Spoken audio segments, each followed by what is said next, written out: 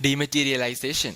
De-materialization is a process by which the client can get physical certificate converted into electronic balances. An investor intended to dematerialize its securities need to have an account with a DP. The client has to deface and surrender the certificates registered in the name to the DP. After intimating NSDL electronically, the DP sends the securities to the concerned issuer or RNT agents. NSDL in turn informs the issuer or RNT agent electronically using NSDL depository system about the request for dematerialization.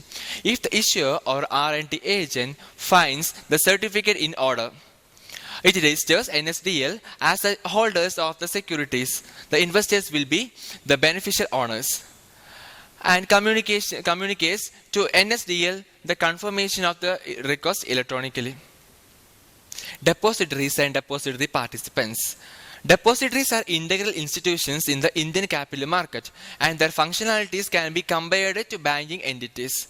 Their roles come into play from the time an investor makes a decision on investing.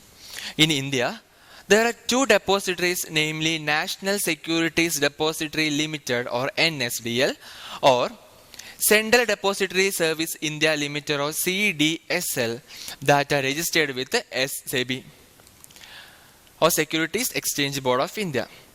A depository is an organization which holds securities like shares, debentures, bonds, government securities, mutual funds, units, etc.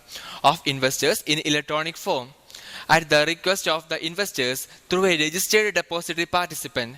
It also provides services related to transaction in securities.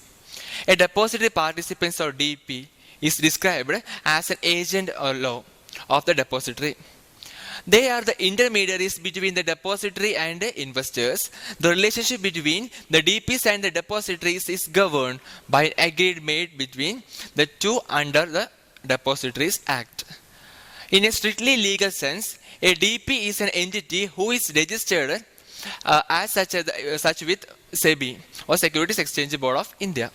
Under the subsections of 1A of the Section 12 of the SEBI Act, as per the provisions of this Act, the DP can offer depository-related services only after obtaining a certificate of registration from SEBI.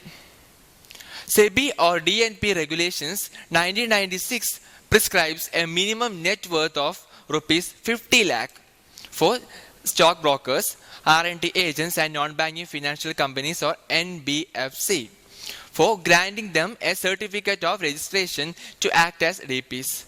If a stockbroker seeks to act as a DP in more than one depository, he should comply with the specified net worth criterion separately for each such depository.